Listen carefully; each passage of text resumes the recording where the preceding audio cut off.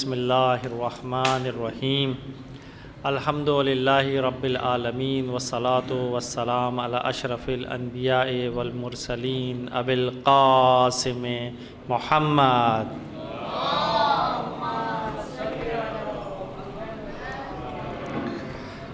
والصلاة والسلام علی اہل بیتہ الطیبین الطاہرین المعصومین الذین یذھب اللہ عنہم الرجس ویطہرہم تطہیرا۔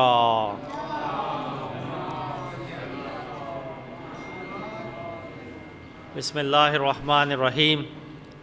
سب سے پہلے آپ کو امام موسیٰ کاظم کی شہادت کی تسلیت عرض کرتے ہیں۔ 25 رجب المرجب ایک روایت کے مطابق آپ کی شہادت کا دن ہے۔ کیونکہ موضوع بہت زیادہ طولانی ہے، میں کوشش کروں گا بہت زیادہ بس صرف ہیڈنگ وائز ہم بتاتے ہوئے چلیں گے۔ انشاءاللہ آپ کی توجہات مبذول رہیں گی تو ہم اس اہم موضوع کو انشاءاللہ کور کر پائیں گے۔ ایک صلوات پڑھیں محمد و آل محمد۔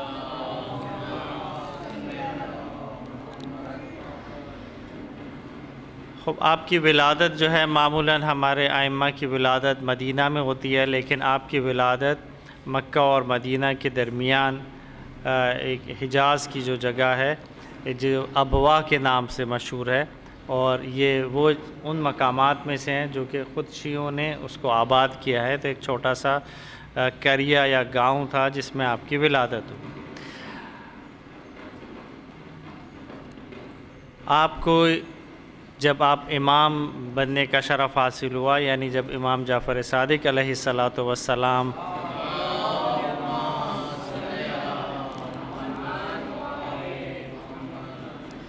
کی شہادت ہوئی تو آپ کا سن مبارک 32 سال کا تھا، یعنی آپ 32 سال میں امام بنے۔ اس وقت کا حالات کا ہم صرف اسی ایک بات سے اندازہ لگا سکتے ہیں کہ اس وقت کا جو بادشاہ تھا منصور دوانقی، جیسے ہی امام جعفر صادق کی شہادت ہوئی تو اس نے کہا کہ جس کو بھی انہوں نے اپنا جانشین مقرر کیا ہے اس کو فوراً تہ طیق کر دیا جائے۔ تو وہ جو گورنر کا مدینہ کا جو گورنر ہوتا ہے وہ یہ کہتا ہے کہ امام نے اپنے 5 جانشین بنائے ہیں، جس میں سے منصور دوانقی خود ایک شخص ہے اور مدینہ کا گورنر دوسرا شخص، اور امام موسیٰ کاظم کے ایک بڑے بھائی تھے جن کا نام عبداللہ بن جعفر تھا، تیسرے شخص وہ تھے، اور ایک حمیدہ خاتون تھی، اور خود امام موسیٰ کاظم۔ تو اس سے ہم اندازہ لگا سکتے ہیں کہ اس وقت کے حالات کیسے تھے کہ وہ اسی وقت جو ہے وہ اس سلسلہ امامت کو ختم کرنا چاہتے تھے، لیکن ظاہر ہے کہ جو چراغ خدا جلاتا ہے وہ ان پھوکوں سے بجھایا نہیں جا سکتا۔ تو یہ اس وقت کے جب آپ امام بنے ہیں، اس وقت آپ کو یہ پتہ ہونا چاہیے کہ آپ کا جو دور ہے وہ عباسی خلیفہ کے دوسرا خلیفہ یہ منصور دوانقی تھے، اور اس وقت یعنی امام جعفر صادق علیہ السلام کے زمانے میں علوی قیام بہت سارے عمل میں آ رہے تھے، اور یہ وہی دور ہے کہ جس دور میں مدینہ کا اقتصادی محاصرہ کیا گیا تھا، کیونکہ وہاں پر نفس زکیہ نامی شخص نے قیام کیا تھا جو کہ علویوں کا شیعوں کا قیام تھا۔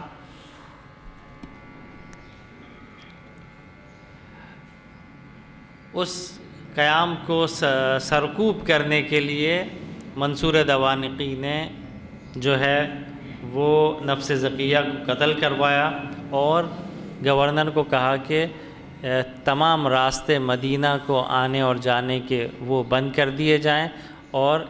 محاصرہ اقتصادی مدینہ جو ہے اس وقت اقتصادی محاصرے میں تھا۔ اسی طرح کوفے میں بھی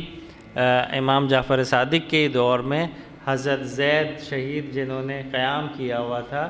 مسلحانہ قیام، ان کی بھی شہادت کوفے میں ہوتی ہے۔ وہ بھی ایک طولانی واقعہ ہے کہ وہ جانا چاہتے تھے مکہ، لیکن بعض لوگوں نے کہا آپ کوفہ آ جائیں اور کوفہ میں بہت سارے لوگ آپ کے ساتھ دیں گے اور یہاں سے ہم جائیں گے، اور وہ وہیں پر ان کی شہادت عمل میں آ جاتی ہے۔ لیکن یہ جو بہت سخت ترین دور، یہ جو بنو امیہ کا دور تھا، اس میں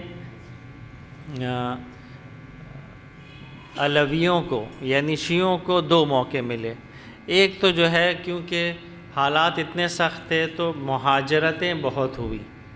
لہٰذا قم میں شیعہ جا کے آباد ہوئے، یمن میں آباد ہوئے، مدائن میں جا کے آباد ہوئے۔ اس طریقے سے شیعت جو ہے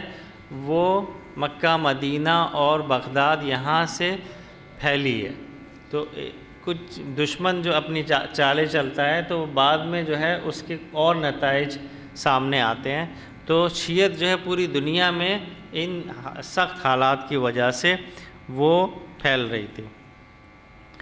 پھر بنو عباس جو ہیں، جو کہ اقتدار میں جب آئے تھے تو آپ کو پتہ ہے کہ اہل بیت کا نام لے کر ہی آئے تھے، اور ان کا شعار یہ تھا، نعرہ یہ تھا کہ ہم حق کے اہل بیت کو لوٹائیں گے۔ اور انہوں نے امام جعفر کو بھی، امام جعفر صادق کو بہت زیادہ جو ہے آفرز بھی کی کہ آپ ہمارے ساتھ مل جائیں اور آپ ہماری تائید کریں، اور امام نے اس سے جو ہے وہ کنارہ کشی کی۔ لیکن کیونکہ ان لوگوں کی آپس کی لڑائیوں میں بنو امیہ اور بنو عباس کی، امام باقر اور امام صادق کو موقع ملا کہ وہ علمی درسگاہ، ایک یونیورسٹی کی بنیاد ڈالیں مدینہ میں، اور تو وہ ایک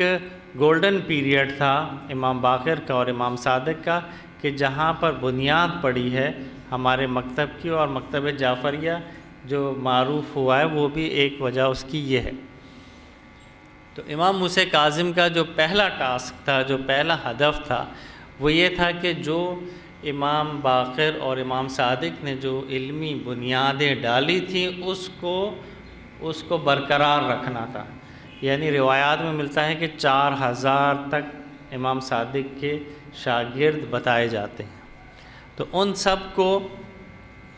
ظاہر ایک دم سے وہ گیپ نہیں آ سکتا، لہٰذا امام صادق کی شہادت کے بعد پہلا جو ٹاسک تھا وہ یہ تھا کہ یہ جو دانشگاہ جعفریہ جو تھی اس کو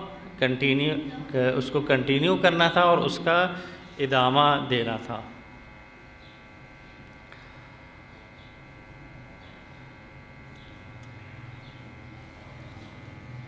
لہٰذا دونوں طرف، ایک تو یہ کہ شیعوں پہ جو سخت ترین حالات تھے اس کا بھی دیکھنا تھا، اور جو علمی کام تھے وہ بھی آپ نے اس کو جاری و ساری رکھا۔ آپ کے زمانے میں 4 عباسی خلیفہ گزرے ہیں۔ ایک جو ہے منصور دوانقی کہ 10 سال کا دور گزرا، اس کے بعد مہدی، اس کے بعد ہادی اور اس کے بعد ہارون۔ جو بنو عباس کے جو سب سے ظالم ترین بادشاہ مشہور ہیں وہ 3 مشہور ہیں، ایک منصور، ایک ہارون رشید اور ایک متوکل۔ ان 3 میں سے 2 جو ہیں خود امام موسیٰ کاظم کے دور میں گزرے ہیں، تو اسی سے آپ اندازہ لگا سکتے ہیں کہ دوسرے ائمہ سے ایز کمپیئر ٹو یہ دور کتنا سخت ترین اور مشکل ترین دور تھا۔ خلاصہ یہ کہ منصور دوانقی جو ہے اپنے 22 سالہ دور اقتدار میں 10 سال جو ہے وہ امام بننے کے بعد زندہ رہتا ہے، اور بہت ہی زیادہ وہ فاسق و فاجر اور ظالم حکمراں ہوتا ہے، اور جب اس کا انتقال ہوتا ہے تو نیا بادشاہ جو ہے وہ ہے مہدی عباس، اس کا نام ہے۔ وہ مہدی عباس جو ہے وہ تقریباً 21 سال جو ہے دور اقتدار پر رہتا ہے، اور دوسرے عباسیوں کی طرح بہت زیادہ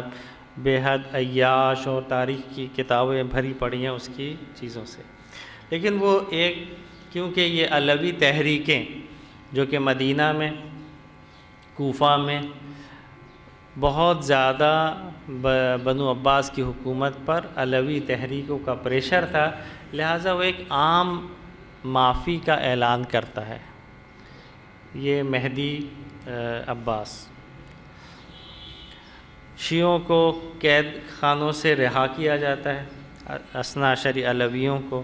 ان کے اموال جو کہ پہلے منصور کے دور میں ضبط کر دیے جاتے ہیں، ان کو واپس کیا جاتا ہے۔ لیکن امام کے گرد پہرا، اور امام کو کبھی کبھار قید کرتا ہے پھر رہا کرتا ہے، قید کرنے کے بعد یعنی دونوں پالیسی چلا رہے ہوتے ہیں، شیعوں کو ریلیکس بھی کر رہے ہوتے ہیں، شیعوں کو آزاد بھی کر رہے ہوتے ہیں، لیکن شیعوں کی قیادت پر سخت پہرے انہوں نے لگائے ہوئے ہوتے ہیں۔ اور تاریخ میں ہے کہ کیونکہ امام موسیٰ کاظم کے تقریباً 14 سے 17 سال جو ہے وہ آپ کی قید و پابند سلاسل میں گزرے ہیں، تو ایک دفعہ اس نے قید کیا ہوا ہوتا ہے امام کو، اور وہ ایک خواب دیکھتا ہے، اور خواب میں امیر المومنین آتے ہیں اور وہ ایک قرآن کی آیت کی تلاوت کرتے ہیں کہ ظالموں نے جو ہے وہ ظلم کیا ہوا ہے اور مومنوں کو قید کیا ہوا ہے۔ تو فوراً جب آنکھ کھلتی ہے اس کی تو فوراً بلاتا ہے، امام کی تکریم کرتا ہے اور جو ہے ان کو رہائی کا پروانہ دے دیتا ہے۔ اس کے دور میں یہ 21 سالہ دور کے بعد ایک سال بڑا عجیب و غریب آتا ہے، ایک اس کا بیٹا جو ہے ہادی عباسی وہ خلیفہ بنتا ہے، لیکن اس کا دور اقتدار صرف 1 سال کا ہوتا ہے، اور یہ کیوں ہوتا ہے اس کی بھی وجوہات معلوم ہیں کہ یہ بہت ہی ناتجربہ کار بادشاہ ہوتا ہے، 25 سال میں یہ بادشاہ بنتا ہے، اور بے حد عیاش اور موسیقی کی محفلیں اور اس طرح کی چیزیں۔ اس کے دور میں ایک واقعہ رونما ہوتا ہے، اور شاید وہی واقعہ اس کے جلد مرنے کی بھی سبب بنتا ہے، اور وہ واقعہ مشہور ہے تاریخ میں واقعہ فخ کے نام سے۔ واقعہ فخ جس کو ہمارے ائمہ نے کہا ہے کہ واقعہ کربلا کے بعد یہ واقعہ شیعوں پر سب سے سخت ترین واقعہ گزرا ہے۔ یہ واقعہ کیا ہے؟ اس واقعے کی شباہت خود واقعہ کربلا سے بہت زیادہ ملتی ہے۔ عجیب یہ ہے کہ ہم شیعوں کو یہ نہیں، اس کے بارے میں نہیں معلوم۔ ایک امام حسن کے پر پوتے جن کا نام حسین ہوتا ہے، اور ان کی وہی صفات بتائی جاتی ہیں جو امام حسین کی صفات ہیں، اور اس واقعے میں ایک جناب زینب ایک خاتون کا بھی کردار ہے، یعنی عجیب ہے کہ روایات میں ملتا ہے کہ اس واقعے میں بھی ایک عباس نامی شخص ہوتا ہے، یعنی بہت شباہت اس کی واقعہ کربلا سے ملتی ہے۔ ہوتا یہ ہے کہ یہ مکہ جا رہے ہوتے ہیں، اور انہوں نے یہ سوچا ہوتا ہے کیونکہ بہت زیادہ جب شیعوں پر مظالم آ جاتے ہیں تو وہ ایک تحریک کا آغاز کرتے ہیں، تمام شیعوں کو دعوت دیتے ہیں، اور جب انہیں پتہ لگتا ہے کہ یہ تحریک کو فوراً ختم کر دیا جائے گا، تو یہ جو حسین بن علی بن حسن جو ہوتے ہیں وہ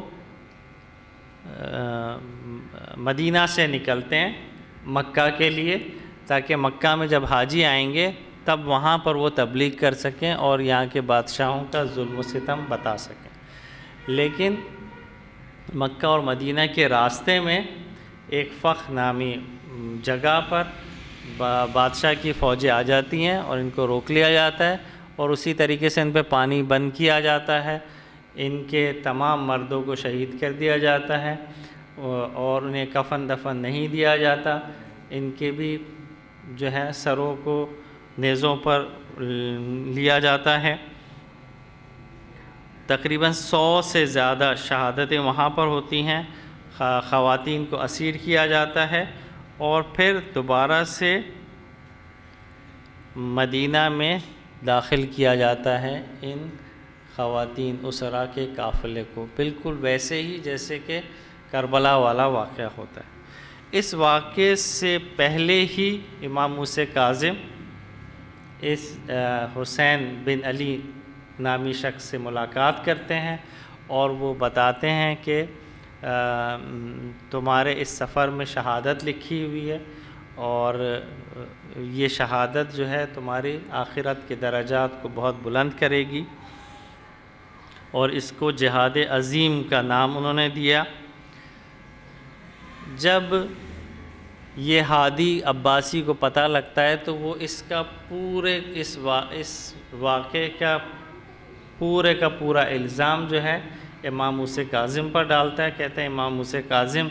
اس کے پیچھے ہیں اور امام موسیٰ کاظم کو شہید کرا دیا جائے۔ یعنی یہ دوسرا، منصور نے اس وقت کہا تھا جب امام بنے تھے، اور یہ دوسرا بادشاہ جب یہ ہادی بنتا ہے جو 1 سال کے لیے، لیکن اس کے اس اعلان کو پورا کرنے سے پہلے ہی اس کی خود موت واقع ہو جاتی ہے، تو امام کو وہ جو حکم آیا ہوتا ہے شہید کرنے کا وہ ٹل جاتا ہے۔ تو یہ بھی تاریخ کا ایک سیاہ ترین سال شیعوں کے لیے ہے، جو کہ ہادی عباسی کی 1 سال کا دور حکومت ہوتا ہے، اور اس میں یہ واقعہ فخ کے نام سے یہ واقعہ مشہور ہے، جس کی بہت زیادہ مماثلت واقعہ کربلا سے پائی جاتی ہے۔ ہادی کے بعد ان کا جو بڑا بھائی ہے، وہ بڑا بھائی یا چھوٹا بھائی ہارون رشید جو ہے وہ برسر اقتدار پر آتا ہے 170 ہجری میں۔ اس کا دور جو ہے تقریباً 23 سالہ حکومت کا دور ہے، اور یہ عباسی خلیفاؤں کا ظلم و بربریت کے حوالے سے جو ہے ایک سخت ترین دور مانا جاتا ہے۔ واعظ اور نصیحت کرنے والے جب نصیحت کرتے تھے تو یہ گریہ کرنے لگتا تھا، بے ہوش ہو جاتا تھا، پھر بے ہوش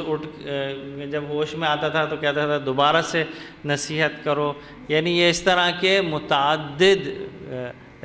واقعات ملتے ہیں کہ جو آخرت کو یاد کر کے گریہ بھی کرتا ہے، اور دوسری طرف جو ہے عیاشی کے مراکز بھی اس نے کھول رکھے ہوتے ہیں۔ شیعیان علی کا سخت ترین جو ہے وہ دشمن ہوتا ہے، شیعوں کو شہر بدر کر دیتا ہے، بہت سارے شیعوں کو قتل کروا دیتا ہے،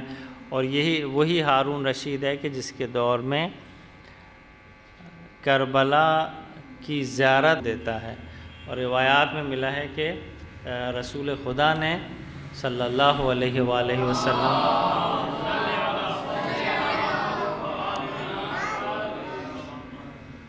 تو آپ نے اپنی حدیث میں فرمایا تھا کہ خدا لعنت کرے اس شخص پر جو سدری کے درخت کو کاٹنے کا باعث بنے گا، اور یہ تاریخ میں ہمیں ملتا ہے۔ خلاصے اس دور میں امام موسیٰ کاظم جو ہے اپنی درس کی فعالیتیں، اور شیعوں کی ایک طاقت ہوتی ہے جس سے عباسی خلیفہ جو ہیں وہ خوفزدہ ہوتے ہیں۔ آپ جو ہیں اپنے شیعوں کو تعلیم دیتے ہیں کہ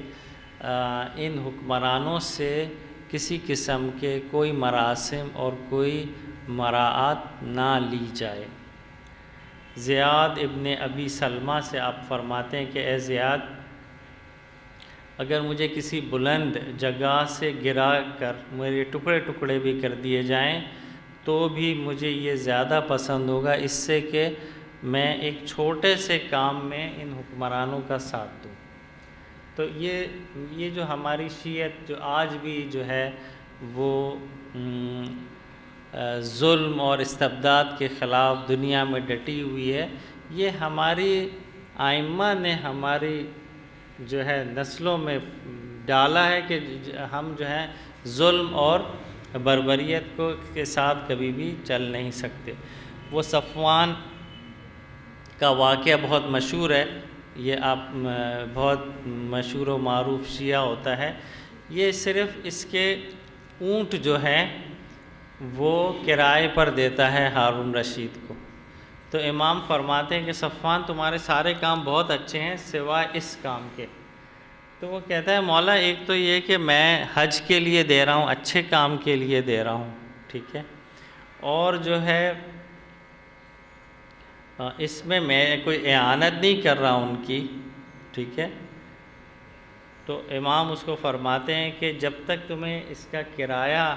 دیکھیں کہاں تک ہمیں ائمہ بتا رہے ہیں، ہماری ہدایت کر رہے ہیں، جب تک تمہیں ان اونٹوں کا کرایہ نہیں آ جاتا تمہارے دل میں خواہش ہوتی ہے کہ ہارون رشید باقی رہے تاکہ تمہارے پیسے آ جائیں؟ کہتا ہے جی، کہتا ہے امام فرماتے ہیں کہ جو شخص اگر کسی ظالم حکمران کی زندگی کا ایک لحظے کا بھی خواہاں ہے اس کا شمار اسی میں سے ہوگا۔ لہٰذا یعنی ظالم حکمرانوں کی بقا کی جو ہے نا خواہش، وہ بھی ہمارے ائمہ کو قبول نہیں ہے۔ البتہ ایک طرف امام موسیٰ کاظم کا یہ اسٹانس ہے کہ حکمرانوں سے بالکل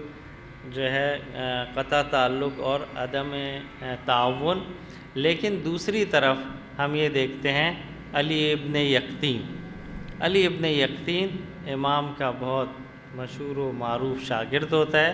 لیکن یہ ہارون رشید کے دربار میں وزیر ہوتا ہے، امام کے پاس ہی آتا ہے۔ کیوں وزیر بنتا ہے؟ کیونکہ اس کے جو فور فادرز ہوتے ہیں، اس کے جو باپ دادا ہوتے ہیں، وہ سب بنو عباس میں ہوتے ہیں، لیکن یہ خود جو ہے علوی کنورٹ ہو جاتا ہے، شیعہ امام کا ماننے والا اور چاہنے والا ہو جاتا ہے۔ تو امام کے پاس آتا ہے، کہتا ہے کہ مجھے جو ہے وزارت کی آفر کی ہے۔ ہارون رشید بہت زیادہ ان پر تکیہ کرتا تھا اور بہت زیادہ ان کی بات مانتا تھا، تو امام نے کہا، فرمایا کہ تم وہیں پر باقی وزارت کو ایکسیپٹ کرو، البتہ ایک شرط کے ساتھ، اور امام فرماتے ہیں کہ تمہیں میں 3 چیزوں کی ضمانت دیتا ہوں لیکن ایک چیز کی ضمانت تم ہمیں دو۔ تو فرماتے ہیں مولا کیا؟ تو کہتے ہیں کہ میں تمہیں 3 چیزوں کی یہ ضمانت دیتا ہوں کہ تم تلوار سے نہیں مارے جاؤ گے، تم کبھی بھی تمہیں ہاتھ تنگ نہیں ہوگا تمہاری روزی کا، اور کبھی بھی قید نہیں ہوگے، تم زندان میں نہیں جاؤ گے۔ اس کی ضمانت ہم تمہیں دیتے ہیں، لیکن تمہیں بھی ایک ضمانت تمہیں دینی ہوگی، وہ یہ کہ ہمارے شیعوں کا تمہیں خیال رکھنا ہوگا اور ضرورت مند شیعوں کا کام کرنے ہوں گے۔ اور علی ابن یقطین کا نام آتا ہے کہ وہ جو ہے خمس کے اموال جو ہے بھجوایا کرتا تھا، کیونکہ ظاہر حکومت میں تھا، اس کے پاس جو ہے وسائل تھے، اور وہ شیعوں کی حمایت میں کام کرتا تھا، اور امام نے اس کو کہا تھا کہ ہمارے شیعوں کا عزت و احترام دربار میں برقرار رکھنا تمہاری ذمہ داری ہے۔ اب سوال یہ پیدا ہوتا ہے کہ ایک طرف امام کہہ رہے ہیں کہ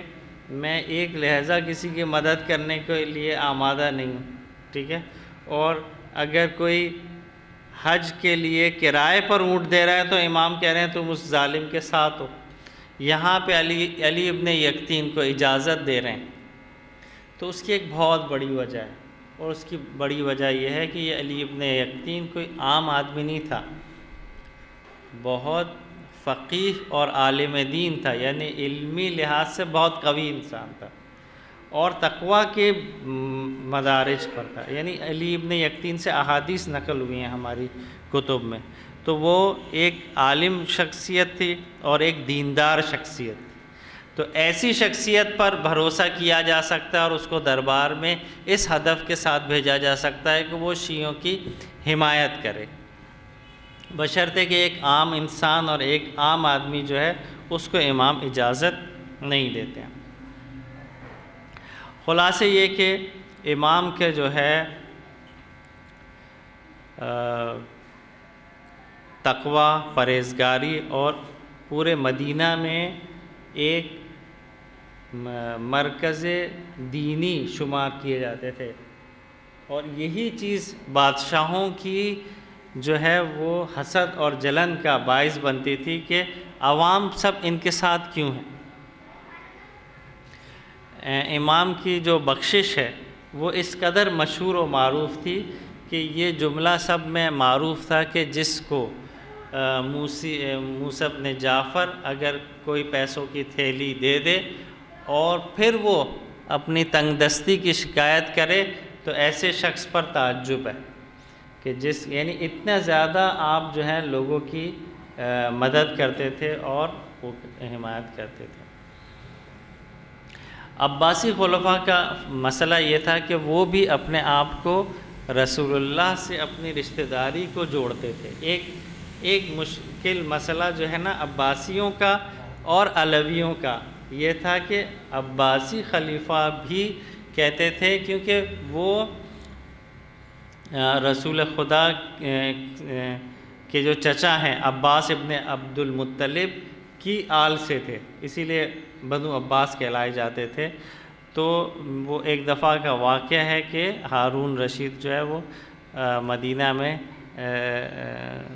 قبر نبی پر جاتا ہے اور زور سے کہتا ہے سلام اے چچا زاد، ٹھیک ہے۔ تو امام بھی اسی وقت موجود ہوتے ہیں، یعنی وہ اپنی برتری ثابت کرنا چاہتا ہے کہ رسول سے ہماری رشتہ داری جو ہے وہ چچا زاد والی رشتہ داری ہے۔ تو پھر وہاں پر ہمارے امام جو ہے وہ کہتے ہیں السلام علیکہ یا ابتا، اے والد بزرگوار آپ پر ہمارا سلام ہو۔ تو اس کی سارا جو ہے نا پوری مسجد میں اس کی جو ہے نا بے عزتی ہو جاتی ہے کہ امام جو ہے وہ اپنے آپ کو ان کا فرزند۔ ایک دو مناظرے بھی ہیں وہ بس آپ کے نقل کرتا ہوں، اور بس آخری ایک دفعہ جو ہے وہ ہارون رشید امام سے پوچھتا ہے کہ آپ کیسے اپنے آپ کو فرزند رسول کہتے ہیں؟ آپ تو امام علی کی آل سے ہیں، آپ تو فرزند رسول تو نہیں ہیں، رسول تو آپ کے نانا تھے، نسل تو جو ہے دادا سے چلتی ہے، آپ اپنے آپ کو فرزند رسول کیسے کہتے ہیں؟ تو آپ جو ہے سورہ انعام کی وہ آیت تلاوت کرتے ہیں کہ وَوَهَبْنَا لَهُ إِسْحَاقَ وَيَعْقُوبَ كُلًّا هَدَيْنَا، اور یعنی ہم نے جو ہے وہ ہدایت کی اور اسی طرح ان کی ذریت میں سے، ان رسولوں کی ذریت میں سے زکریا، یحییٰ اور عیسیٰ و الیاس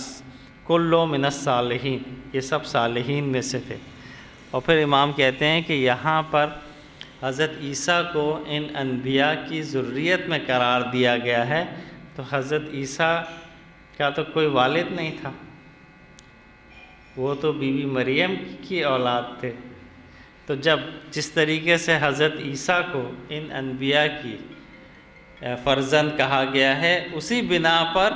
ہم میں بھی فرزند رسول کہا جاتا ہے۔ اسی طریقے سے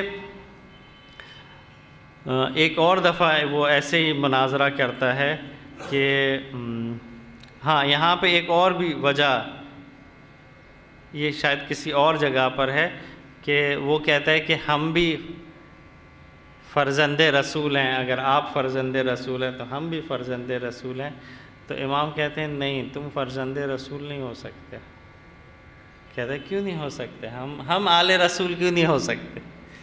تو امام ایک بہت زبردست منطق دیتے ہیں، کہتے ہیں اگر رسول خدا اس وقت زندہ ہو جائیں، ٹھیک ہے، تو وہ تمہیں بیٹی دے بھی سکتے ہیں، تم سے بیٹی لے بھی سکتے ہیں، لیکن ہم جو ہیں ہم نہ وہ ہم سے بیٹی لے سکتے ہیں، ہماری کسی بیٹی سے رسول اللہ عقد کر سکتے ہیں،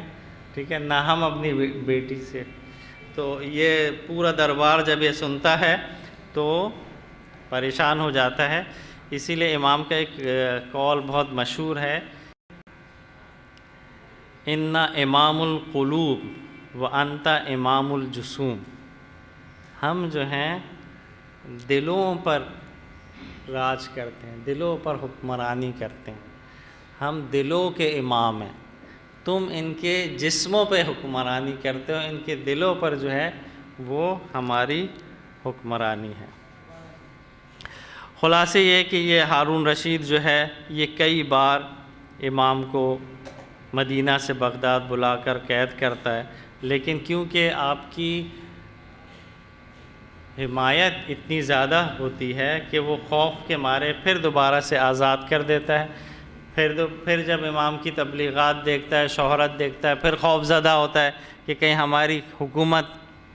خطرے میں نہ پڑ جائے، پھر دوبارہ سے جو ہے آپ کو قید کرتا ہے، یہاں تک کہ ایک دفعہ خود مسجد نبوی جاتا ہے اور رسول اللہ کی قبر پہ کہتا ہے کہ رسول خدا آپ مجھے معاف کرنا، آپ کے فرزند کو میں مجبور ہوں کہ مجھے قید کرنا پڑ رہا ہے، اور آپ کو مسجد نبوی سے قید کیا جاتا ہے وہیں سے۔ اور 2 قافلے بنائے جاتے ہیں، ایک قافلہ بصرہ کی طرف جا رہا ہوتا ہے اور ایک قافلہ جو ہے وہ ظاہراً بغداد کی طرف جا رہا ہوتا ہے، اور امام کو بصرہ والے قافلے میں ڈالتے ہیں۔ لوگ سمجھتے ہیں کہ وہ بغداد کے ہیں، لیکن وہ بصرہ میں ان کو قید کر دیا جاتا ہے۔ پھر وہاں پہ بھی جو ان کے جو زندان بان ہیں، یہ بھی تاریخ میں ان سب کے نام آئے ہیں کہ مجھے اس وقت ذہن میں یاد نہیں ہے۔ وہ جو بصرہ میں جو زندان بان ہوتا ہے اس کو کہا جاتا ہے کہ تم امام کو شہید کر دو، کہتا ہے میں نے اس شخص کو سوائے عبادت کے کچھ کرتے نہیں دیکھا، لہٰذا میں یہ کام نہیں کر سکتا، کسی اور کو بھیجو۔ اور تو پھر مجبوراً جو ہے بصرہ سے ان کو امام کو بغداد لایا جاتا ہے۔ بغداد میں بھی 3 قید خانے، اس وقت قید خانے جو ہے نا وہ ایک شخصیت کے نام پر ہوتے ہیں، مختلف قید خانے، تو 3 قید خانوں کو بدلا جاتا ہے اور کہا جاتا ہے کہ اسے امام کو شہید کر دیں، لیکن کوئی یہ ہمت نہیں کر پاتا۔ آخر میں جو ہے وہ سندی بن شابک نامی شخص کے جو ہے وہ قید خانہ ہوتا ہے، اور اس میں وہ امام کو کھانے میں زہر دے کر، یعنی یہ لوگ اتنے خوفزدہ ہوتے ہیں، یہ حکمراں، اس شیعت اتنی لوگوں کی جڑوں میں جا چکی ہوتی ہے کہ اتنے خوفزدہ ہوتے ہیں کہ کچھ خاص شیعوں کو یہ شابک جو ہے دعوت کرتا ہے کہ آپ دیکھ لیں، امام سے ملاقات کریں، ہمیں کہا جاتا ہے امام کو ہم نے تکلیف میں رکھا ہوا ہے، مشکلات میں رکھا ہوا ہے، اور امام کو دیکھ لیں آپ صحیح و سالم ہیں۔ اسی وقت امام پھر جواب دیتے ہیں کہ اصل میں یہ مجھے زہر دے چکے ہیں، اور آپ اپنی شہادت کی خبر اسی وقت دے دیتے ہیں کہ 3 دن کے بعد میری شہادت ہوگی، اور یہ مجھے جو زہر دیا ہوا ہے انہوں نے یہ چھپا رہے ہیں، اور 3 دن کے بعد میری شہادت ہوگی۔ شہادت جو ہے وہ آپ کو پتہ ہے کہ امام موسیٰ کاظم کا جنازہ بہت زیادہ معروف ہے، پورا شہر بغداد شیعوں کا ایک مرکز بن چکا ہوتا ہے اس وقت۔ یہ بغداد وہ شہر ہے کہ جو منصور نے ایک فوجی چھاونی کے طور پر بغداد کو متعارف کرایا ہوتا ہے، لیکن کیونکہ ائمہ کو زیادہ سے زیادہ یہاں پر قید کر کے رکھا جاتا ہے، تو شیعہ یہیں پر آ کر آباد ہو جاتے ہیں تاکہ اپنے امام سے ملاقات کر سکیں۔ تو آپ کا جو جنازہ ہے وہ اتنا چشمگیر ہوتا ہے کہ خود بنو عباس کے جو بڑے لوگ ہیں اور دربار کے جو لوگ ہیں وہ اپنے آپ کو تظاہر ایسا کرتے ہیں کہ وہ بھی اس غم میں شامل ہیں، یعنی اتنا پورا شہر امٹ کر آ جاتا ہے جنازے میں کہ دربار والوں کو بھی یہ ظاہر کرنا پڑتا ہے کہ ہم بھی جو ہے نا ان کی شہادت کے غم میں غمگین ہیں۔ اور یہی بغداد جو کہ شیعوں کی ایک پائے گاہ بنتا ہے، آل بویہ کی جو حکومت ہے، کہ یہ جتنی بھی آزاداری کی ہمیں ایران میں جو ساری چیزیں نظر آتی ہیں وہ آل بویہ کی حکومت کی وجہ سے، آل بویہ کی شیعوں کی حکومت، جو علامہ مجلسی کو جو کہتے ہیں کہ احادیث کی کتابیں ساری پوری دنیا سے جو ہے صحیفے جمع کیے جاتے ہیں اور بحار الانوار لکھی جاتی ہے، یہ آل بویہ کا دور کی بنیاد جو ہے امام موسیٰ کاظم کے دور میں ڈلی تھی، جو بعد میں جا کر غیبت صغریٰ میں جو ہے وہ غیبت صغریٰ کے بعد جو ہے وہ شیعوں کا ایک علمی مرکز قرار پاتا ہے۔ وآخر دعوانا ان الحمدللہ رب العالمین۔ شاید تفصیلات اس سے بہت زیادہ ہوں، لیکن کیونکہ مختصر وقت میں میں یہی تفصیلات آپ کے سامنے پیش کر سکتا تھا۔ ایک صلوات پڑھیں محمد و آل محمد۔